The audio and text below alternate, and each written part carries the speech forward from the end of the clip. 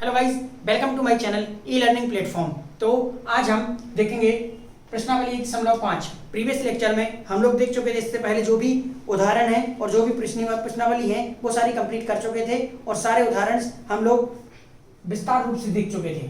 ठीक है, तो आज हम अपनी प्रश्नावली 1.5 को कंप्लीट करेंगे।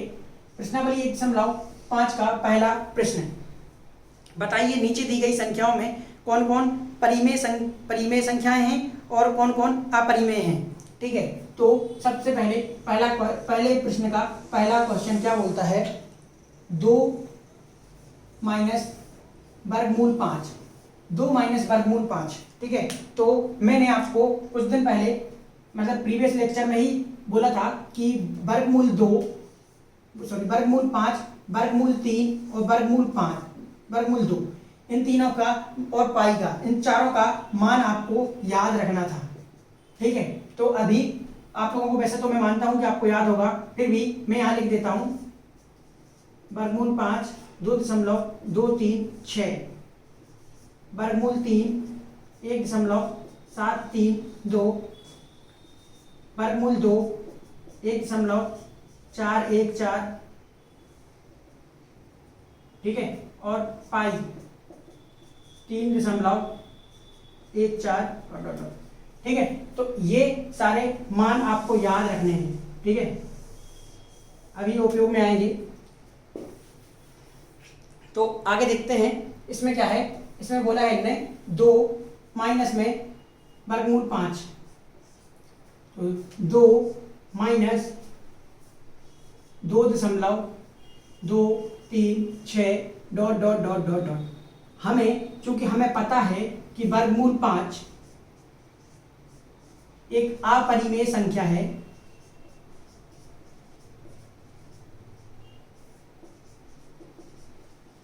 ठीक है, और अपरिमेय संख्या क्यों है, क्योंकि इसका जो मान है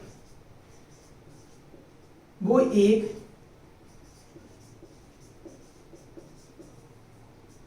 अनवसानी अनावर्ती संख्या है। अनवसानी अनावर्ती संख्या एक क्या होती है, एक अपरिमेय संख्या होती है। ठीक है, तो अब हम देखेंगे। तो जब हमने ये देखा कि ये एक अनवसानी अनावर्ती संख्या है, तो हम जब दो में से किसी संख्या में से एक अनवसानी अनावर्ती संख्या को माइनस करेंगे तो हमारे पास जो भी संख्या आएगी, उत्तर में जो भी संख्या आएगी वो भी एक अनवसानी अनावर्ती संख्या ही आएगी। इसीलिए इसका मतलब क्या है कि और अनवसानी अनावर्ती संख्या जो होती है वो हमेशा अपरिमेय संख्या होती है। ठीक है, इसका मतलब क्या हुआ कि ये हमारा जो प्रश्न है 2 माइनस वर्गमूल 5, ये एक अपरिमेय संख्या है।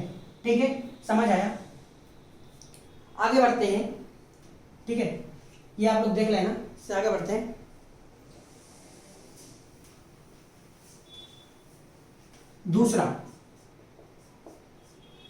दूसरा क्या बोलता है, 3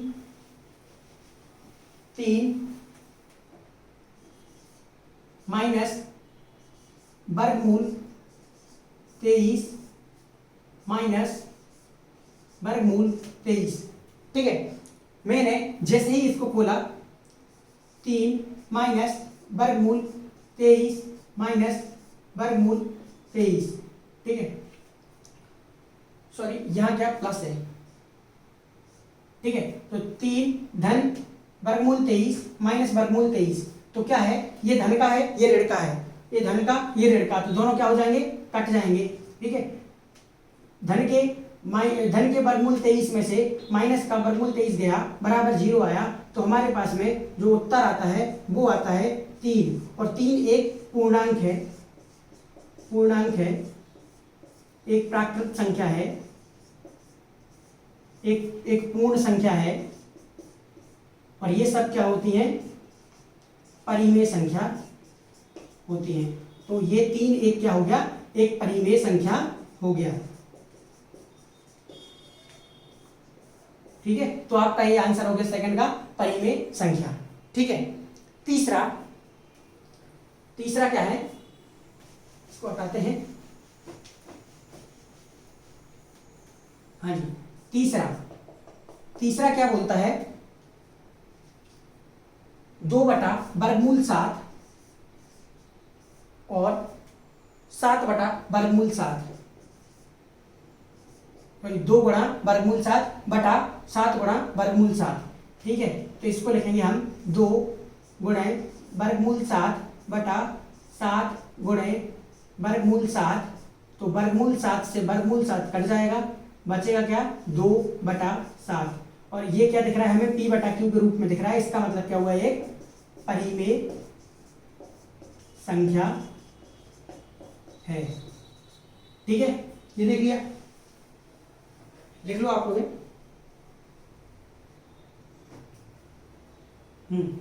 आगे बढ़ते हैं, प्रश्न चौथा। इसका चौथा बोलता है 1/वर्गमूल 2, 1/वर्गमूल 2। अब 1/वर्गमूल 2 है, इसको हम लिखेंगे 1/वर्गमूल 2। वर्गमूल 2 का मान क्या है, 1.414, 1.414 डॉट डॉट डॉट।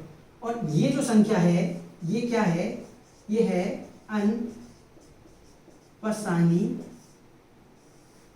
इसको अनवसानी भी बोलते हैं और इसको बोल सकते हो अशांत भी बोल सकते हैं। हमने एक शांत पढ़ा था ना, इसको अशांत भी बोल सकते हैं। ठीक है, कोई दिक्कत नहीं, अशांत बोल सकते हो, बोल देना। अशांत और अनवसानी अनावर्ती। ठीक है, तो ये क्या है, जो वर्गमूल 2 है एक अपरिमेय संख्या है। और क्यों है, क्योंकि इसका जो मान होता है वो एक अनवसानी अनावर्ती संख्या होती है, अशांत अनावर्ती संख्या होती है। और जो अनवसानी अनावर्ती संख्या होती है वो एक अपरिमेय संख्या होती है। और जब भी हम अनवसानी अनावर्ती संख्या का भाग देंगे 1 में, तो क्या हो जाएगा, हमें जो संख्या मिलेगी वो भी एक अनवसानी अनावर्ती मिलेगी। ठीक है, तो ये मैंने कैसे बोला, क्यों, पहली बात तो आप ये देखिए, जब भी हमें किसी संख्या का दूसरी संख्या में भाग देना है तो हमें एग्जैक्ट संख्याएं, फिक्स संख्याएं पता होनी चाहिए। हमें तो फिक्स संख्या ही नहीं पता, ये तो हमें पता ही नहीं है कि कितना लंबा जा रहा है, 1.4 1 4 2 3 4 5 6 कुछ भी होगा तो चलता ही जा रहा होगा, तो कभी खत्म ही नहीं हो रहा ना। जब खत्म नहीं हो रहा है तो इसका मतलब क्या होगा कि हम किसका भाग दें। एक में हम एक ऐसी संख्या का भाग दें जो कि अनंत तक जा रही है, तो उसका भाग देंगे तो वो भी पता नहीं क्या आएगा, तो इसको भी हम ये बोलते हैं कि अनवसानी अनावर्ती है। ठीक है, इसका मतलब क्या हुआ कि ये जो संख्या है, ये वाली जो संख्या है वो एक अपरिमेय संख्या है।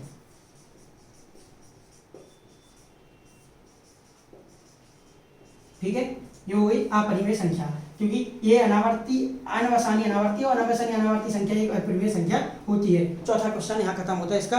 अब देखते हैं पांचवा। ठीक है, पांचवा तो डायरेक्टली आप लिख सकते हो, पांचवा। ठीक है, पांचवा क्वेश्चन क्या बोलता है, पांचवा क्वेश्चन बोलता है 2 × पाई। ठीक है, 2 × पाई।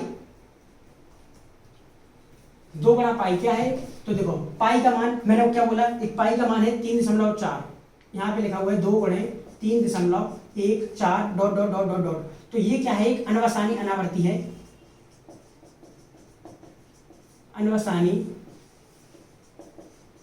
अनावर्ती संख्या है और एक अपरिमेय संख्या है। तो जब अनवसानी अनावर्ती संख्या का 2 के साथ गुणा होगा तो भी हमें जो रिजल्ट मिलेगा, जो भी हमें उत्तर मिलेगा, जो भी हमें उत्तर मिलेगा वो भी एक अनवसानी अनावर्ती होगा। और अनवसानी अनावर्ती होगा, इसका मतलब क्या हुआ, एक अपरिमेय संख्या मिलेगी। ठीक है, अपरिमेय संख्या, तो ये क्या है, एक अपरिमेय संख्या है। बस उत्तर यहाँ खत्म हो जाता है। ठीक है, आपका पहला प्रश्न यहाँ पे खत्म होता है। ठीक है, आगे देखते हैं।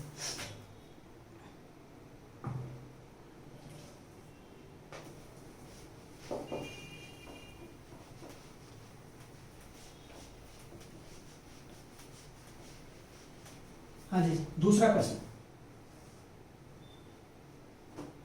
दूसरा प्रश्न है,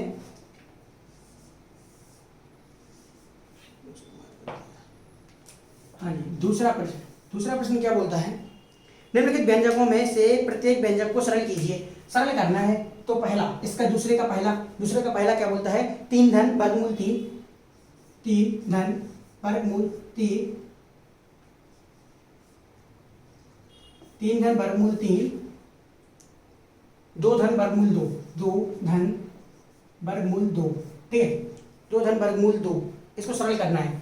ये क्या है, देखो इसमें क्या होता है, जब भी कोष्टक लगा होता है तो कोष्टक का मतलब होता है गुणा, ठीक है, तो इसका मतलब क्या है, यहाँ पे एक गुणा का चिन्ह छुपा हुआ है। अब क्या है कि 3 का गुणा इन दो संख्याओं में करना है और वर्गमूल 3 का गुणा इन दो संख्याओं में करना है। तो हम सीधा इसको आगे बढ़ेंगे और ऐसा लिखेंगे, यहाँ लिखेंगे हम 3 गुणा कोष्टक 2 धन वर्गमूल 2 धन, यहाँ पे क्या है, धन का चिन्ह है, तो यहाँ करेंगे धन वर्गमूल 3 गुणा 2 धन वर्गमूल 2, ठीक है।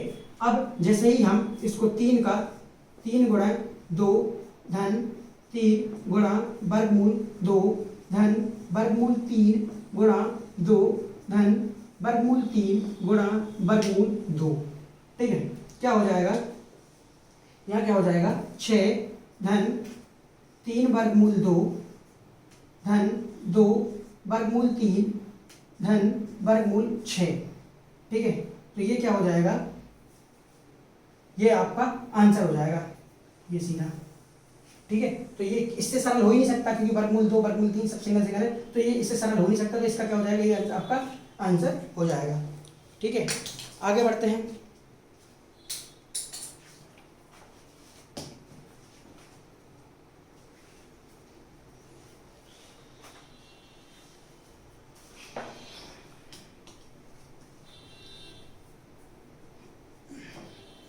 ये देख लीजिए आप लोग,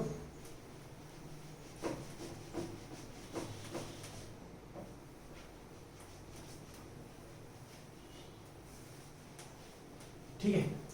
हाँ, दूसरे का, अब दूसरे का दूसरा देखेंगे हम। दूसरे के दूसरे में लिखा हुआ है 3 धन वर्गमूल 3 माइनस वर्गमूल 3, ठीक है। हाँ, अब हमें इसको गौर से देखना है। अगर हम लोग इसको गौर से देखेंगे तो हमें एक चीज देखने को मिलती है कि अगर हम अपने एक नियम को याद करें, जो नियम था a धन वर्गमूल b कोष्टक बंद कोष्टक चालू, a माइनस वर्गमूल b बराबर, ये वाली एक हमने ये वाला जो नियम देखा था, इसमें क्या होता था कि a धन वर्गमूल b, a माइनस वर्गमूल b बराबर होता था a का वर्ग माइनस में b, ठीक है। तो अगर हम इस चीज को, इस वाले सूत्र को देखें और इसको यहाँ पे उपयोग करें, क्योंकि हमें वही वैसा ही दिख रहा है, तो अगर हम इसको उपयोग करें तो हम a को मान लें a रहा और b को मान लें j, ठीक है। तो क्या हो जाएगा, a का मान हो जाएगा हमारे पास में 3, तो हम रख देंगे 3 का वर्ग माइनस में b कितना है, 3 है, तो 3, तो बराबर कितना हो जाएगा, यहाँ पे लिखो 3 का वर्ग कितना है 9 माइनस में कितना 3 बराबर कितना आ गया 6 क्या हो जाएगा, अपना आंसर हो जाएगा, ठीक है। क्या किया, बस इसको इसके साथ में रखा, a का मान 3, b का भी मान 3, ठीक है। आगे बढ़ते हैं।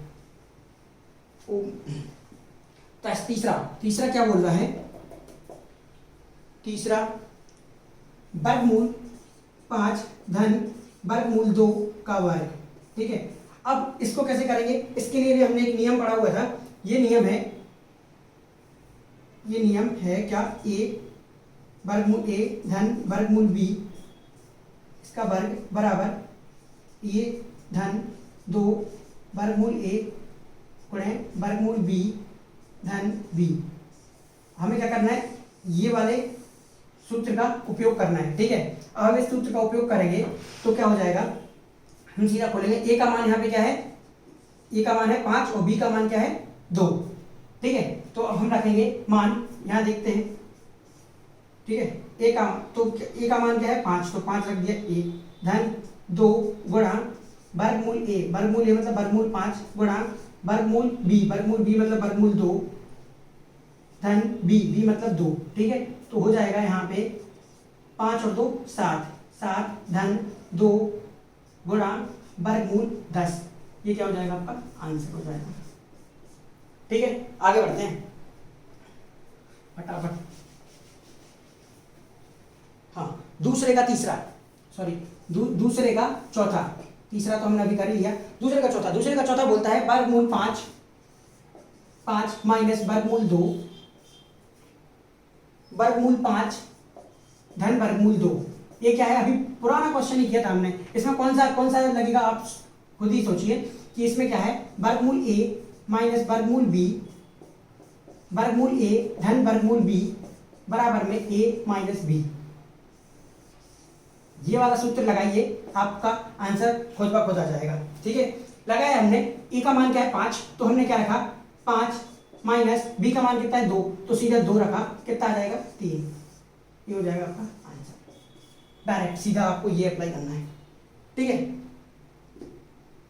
हाँ, अब ये चीज आप देख लीजिए पहले।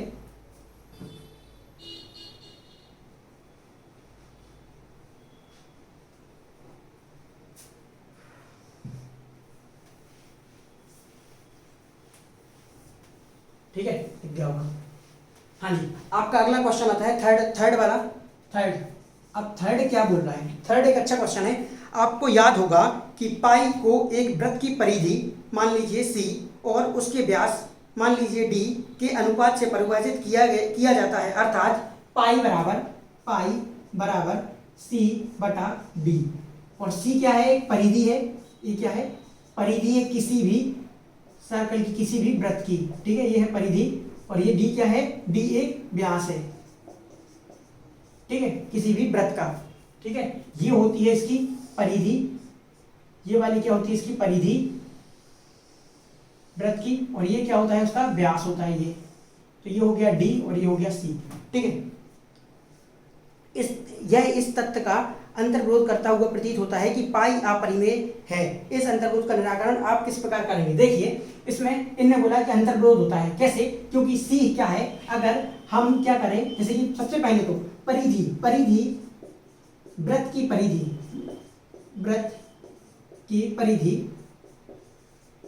की परिधि का सूत्र होता है, ठीक है, पाई गुणे व्यास। ठीक है, या 2 गुणे पाई गुणे त्रिज्या। ये आप लोग छोटी कक्षाओं में पढ़ चुके हैं पहले। ठीक है, तो क्या है, ये होता है फॉर्मूला। ठीक है, यहाँ पे वृत्त की परिधि क्या बोला है हमने c, पाई, और वृत्त का व्यास क्या बोला है d। तो जब ये d गुणा में है तो इस साइड जाएगा तो भाग में हो जाएगा, तो पाई बराबर कितना हो जाएगा c बटा d। ठीक है, अब आप एक चीज देखिए, अभी अपन ने बोला था कि पाई क्या है, पाई एक अपरिमेय संख्या बोली थी अपन ने, अपरिमेय संख्या। ठीक है, और इनने क्या बोला है कि पाई बराबर c बटे d आ रहा है, और c अगर हम c का बोलें तो हम इसकी परिधि एक तो फॉर्मूले से निकाल सकते हैं त्रिभुज वृत्त की, और अगर हम इसकी परिधि निकालने आए तो एक हम रस्सी लेंगे और इस रस्सी को यहाँ पे फिक्स करके और इसको चारों तरफ ऐसे सब बांधते हुए इस रस्सी से नाप लेंगे। या फिर हमने एक रस्सी से एक वृत्त बनाया, उस रस्सी को खोला और सीधा अपने एक स्केल पे, एक अपने फिट पे ऐसा नाप लिया, ऐसा इस रस्सी को अपन ने ऐसा खोल दिया रस्सी को। जब रस्सी को खोल दिया तो क्या हम इसको नाप सकते हैं कि ये रस्सी इतनी है, तो हमें इसकी परिधि पता पड़ जाएगी परिधि कितनी है, और व्यास तो हम सीधा नाप सकते हैं, ये व्यास। तो जब हमने नाप लिया इसका सी की कुछ तो वैल्यू होगी, सब कुछ हमने मान लिया कि इसका मान होगा 22 और इसका मान हो गया, व्यास भी हुआ है वो है 7। ठीक है, ऐसा हमने माना। अब हमने जब ऐसा माना कि इसका मान है 22 और इसका मान है 7, ठीक है, ये हमने माना, तो क्या होगा, ये तो एक परिमेय संख्या, वो परिमेय संख्या दिख रही है, परिमेय दिख रही है ना, परिमेय संख्या। आप देखिए ना, आपको परिमेय संख्या दिख रही है, क्यों, क्योंकि p का मान कुछ है 22 और q का मान 0 के बराबर नहीं है, q का मान है 7, तो ये p बटा q के फॉर्म में है, p बटा q के रूप में है। इसका मतलब क्या हुआ कि ये एक परिमेय संख्या है। लेकिन तो इसके हिसाब से क्या हुआ कि ये परिमेय संख्या है, लेकिन होता क्या है कि पाई तो एक अपरिमेय संख्या है, जो हमें पता है, ये सब लोग जानते हैं कि पाई एक अपरिमेय संख्या है, लेकिन यहाँ पे अंतर्विरोध हो रहा है और एक ये परिमेय संख्या निकल रही है। ऐसा इसलिए ये कोई अंतर्विरोध नहीं है, इसमें यही लिखना है कि ये कोई एक अंतर्विरोध नहीं है। क्यों नहीं है अंतर्विरोध, क्योंकि जब हमने इस रस्सी को खोला था, इस रस्सी को यहाँ इस पॉइंट से यहाँ से खोला था और ये हमने खोला के यहाँ पे फिक्स किया था, और फिर इसको हमने जब इससे मेजरमेंट किया था, इसका मापन किया था, तो हमें ये नहीं पता कि ये आखिरकार कहाँ फिक्स है, क्योंकि हम सन्निकट मान ज्ञात कर पाते हैं, हम एग्जैक्ट मान ज्ञात नहीं कर पाते हैं। जैसे कि मैंने बोला कि आप 2 सेंटीमीटर की लाइन बनाइए, तो आपने ये रखा, स्केल रखा और आपने यहाँ से 2 सेंटीमीटर की लाइन बनाई, ये बन गई भाई 2 सेंटीमीटर की लाइन। अब आप क्या ये बोल सकते हैं कि फिक्स 2 सेंटीमीटर की है? आप थोड़ा यहाँ भी ज्यादा जा सकते हैं, थोड़े यहाँ पे मैंने बोला कि आपको 1.0000003 आप माप करके बताइए, तो आप माप पाएंगे?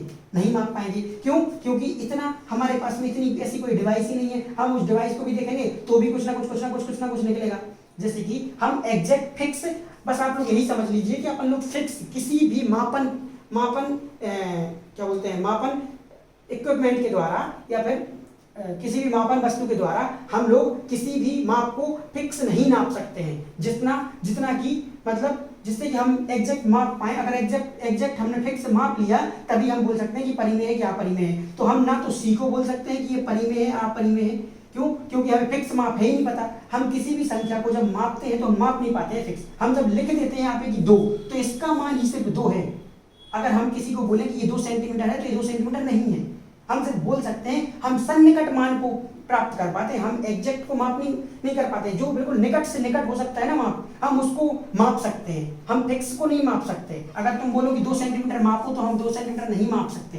क्यों? क्योंकि हमारे पास में ऐसी कोई चीजें ही नहीं है मापने के लिए, हम नहीं माप सकते। हमें थोड़ा बहुत आगे पीछे होगा जो हम अपनी आंखों से नहीं देख सकते, हम किसी चीज से नहीं समझ सकते, उसको नहीं देख सकते। ठीक है ना? तो इसका मतलब क्या हुआ कि हमें पता ही नहीं है कि सी एक परिमेय संख्या है या अपरिमेय संख्या है, डी एक परिमेय संख्या है या अपरिमेय संख्या है। इसीलिए ये हमारा कोई अंतर्विरोध नहीं करता है कि पाई एक परिमेय संख्या है या अपरिमेय संख्या है। ठीक है? तो हमें इसमें लिखना है कि नहीं, ये कोई अंतर्विरोध नहीं करता है। क्यों? क्योंकि सी और डी का हमें पता ही नहीं है कि ये सी और डी एक परिमेय संख्या है या अपरिमेय संख्या है।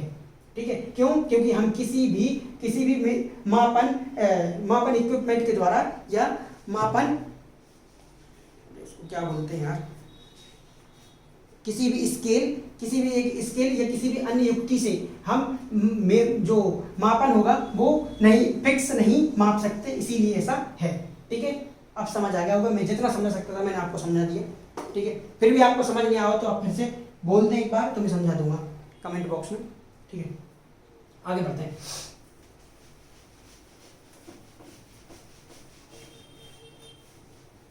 हाँ जी, आता है चौथा क्वेश्चन संख्या रेखा पर। यह आता है चौथा क्वेश्चन बोला संख्या रेखा पर वर्गमूल 9.3 को दर्शाइए।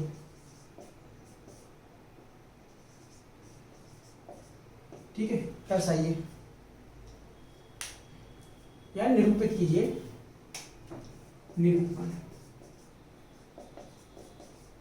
ठीक है?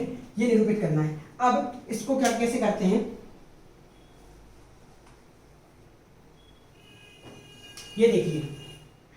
हम क्या करेंगे, एक लाइन बनाएंगे, एक रेखा बनाएंगे, ये जिसका मान होगा 9.3। ठीक है?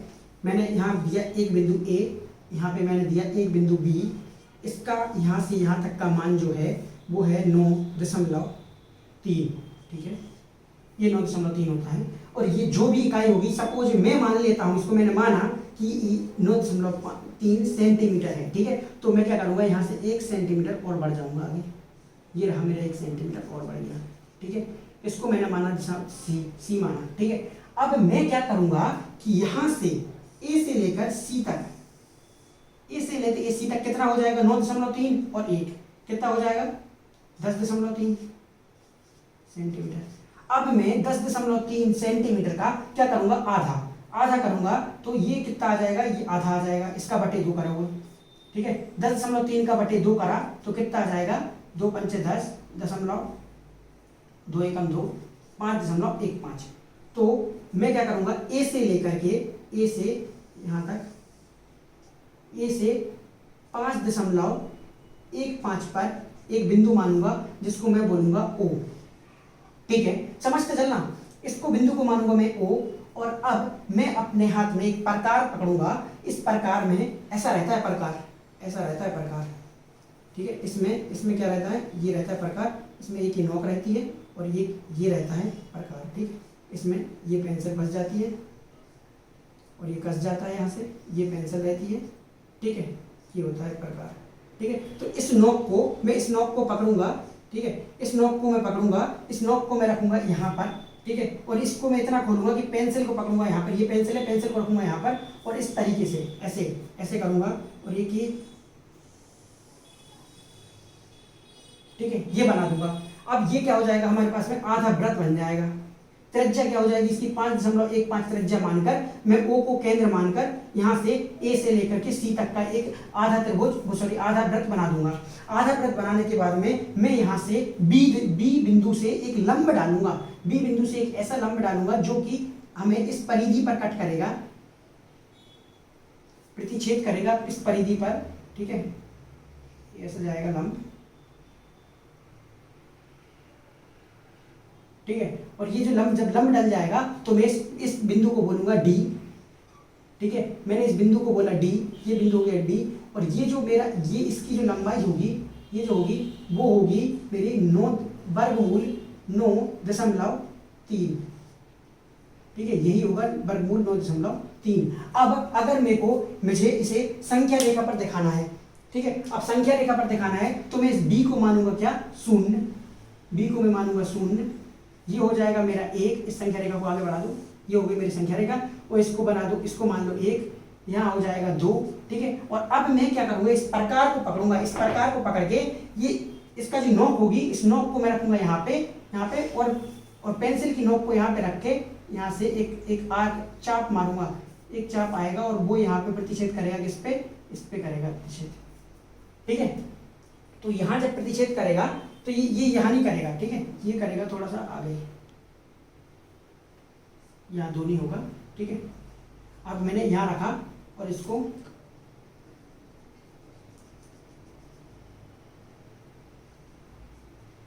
ठीक है। तो यहाँ अपने को यहाँ क्या मिल जाएगा, वर्गमूल 9.3, ठीक है।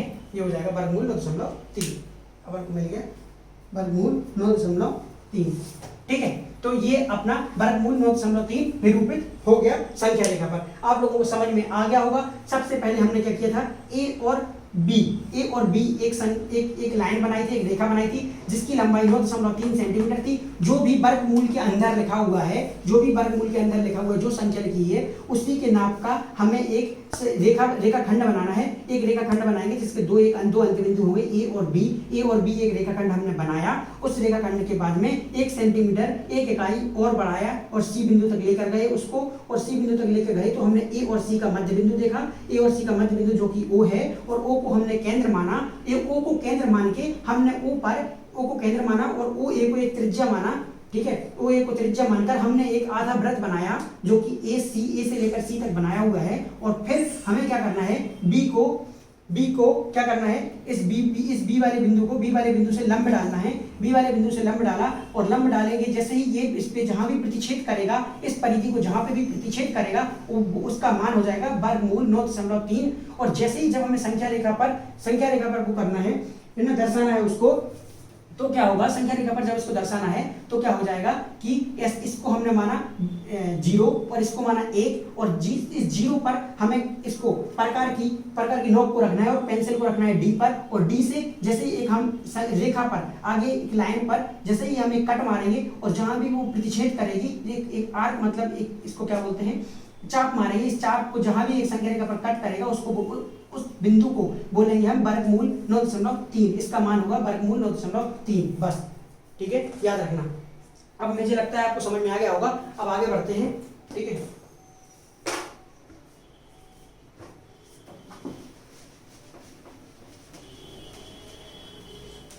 हाँ, तो अगला क्वेश्चन है 5वां।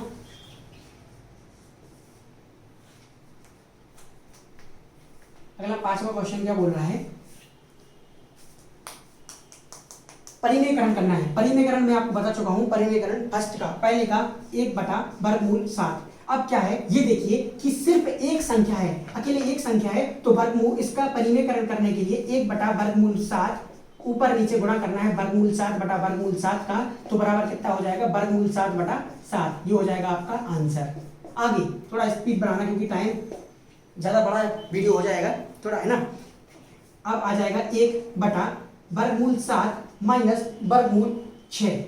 ठीक है, दो संख्याएं, देखिए दो संख्याओं के लिए जो परिमेयकरण होता है उसमें क्या करना रहता है कि दोनों संख्याएं जो कि क्यों लिखी रहेगी वर्गमूल 7 वर्गमूल 6 बटा वर्गमूल 7 वर्गमूल 6। यहाँ क्या है माइनस है तो यहाँ भी प्लस और यहाँ प्लस। ठीक है, इसका गुणा इसमें होगा। ठीक है, तो क्या हो जाएगा किसी भी संख्या का गुणा 1 में करेंगे वो जो कि तो आएगी वर्गमूल 7 धन वर्गमूल 6 बटा ये हो जाएगा। देखो यहाँ पे क्या है वर्गमूल 7 माइनस वर्गमूल 6 वर्गमूल 7 धन वर्गमूल 6। यहाँ पे आपको कुछ देखने को मिल रहा होगा, एक जो नियम पढ़ा था हमने वर्गमूल a माइनस वर्गमूल b वर्गमूल a धन वर्गमूल b बराबर में क्या आता है a माइनस b। देखो ये वाला सूत्र जो हमें है वो हमें उसको यहाँ पे उपयोग करना है और हमारा a का मान यहाँ पे 7 है और b का मान हमारे यहाँ पे 6 है, तो हम क्या करेंगे 7 माइनस 6 बराबर हमारे पास आ जाएगा वर्गमूल 7 धन वर्गमूल 6 बटा 1। और ये हो जाएगा अपना यहाँ पे ऐसा लिख दो सीधा वर्गमूल 7 धन वर्गमूल 6 आंसर। ठीक है, आगे बढ़ते हैं। 2 हो गए। तीसरा, हाँ जी तीसरा क्या बोल रहा है, चौथे का तीसरा बोल रहा है 1 बटा वर्गमूल 2 सॉरी 1 बटा वर्गमूल 5 धन वर्गमूल 2। ठीक है, वर्गमूल 2 दो संख्याएं तो 1 बटा वर्गमूल 5 धन वर्गमूल 2 गुणा 1 वर्गमूल 5 माइनस वर्गमूल 2 बटा वर्गमूल 5 माइनस वर्गमूल 2। माइनस क्यों है क्योंकि यहाँ प्लस था। ठीक है, ये क्या है इस चीज को और इस चीज को देखें अगर हम तो हमें यही देखने को मिलता है। देखो ए का मान यहाँ पे क्या है 5, b का मान क्या है 2, a का मान 5 b का मान 2 बराबर में इसका गुणा ऊपर जो भी संख्या है 1 में गुणा करेंगे वो जो कि त्यों आएगा वर्गमूल 5 माइनस वर्गमूल 2 जो करते हो लिखा रहेगा। यहाँ पे a का मान है 1 माइनस में 2 तो बराबर हो जाएगा कितना वर्गमूल 5 माइनस वर्गमूल 2 बटा 3। ये हो जाएगा अपना आंसर। ठीक, आगे बढ़ते हैं। हाँ तो आगे क्या है, आगे है चौथा क्वेश्चन। चौथा क्या बोल रहा है 1 बटा वर्गमूल 7 माइनस 2। यहाँ देखिए यहाँ क्या है दो संख्याएं गुणा दो संख्याएं हैं तो जिस संख्या जो की तो वर्गमूल 2 माइनस का चिन्ह है धन का चिन्ह आएगा 2 बटा वर्गमूल 7 धन 2। यहाँ पे देखिए ये है वर्गमूल a। ठीक है, वर्गमूल a माइनस में b वर्गमूल a धन में b बराबर में क्या आ जाएगा a माइनस b का वर्ग। ये वाला फॉर्मूला यहाँ लगेगा। ठीक है, वर्गमूल a तो a का मान क्या हो जाएगा 7 और b का मान क्या हो जाएगा 2। तो क्या हो जाएगा यहाँ पे इसका गुणा 1 में होगा तो संख्या जो भी तो वर्गमूल 7 धन 2 बटा।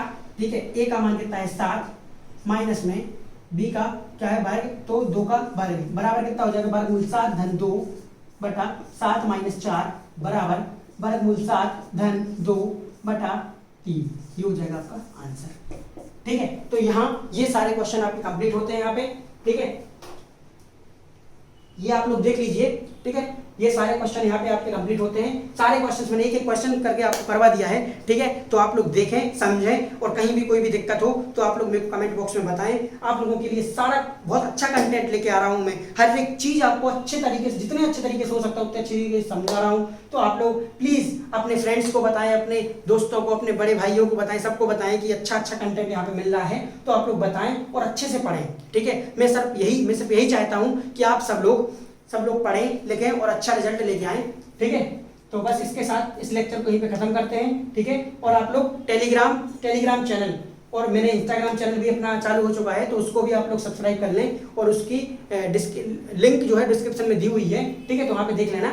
Okay, bye bye, take care.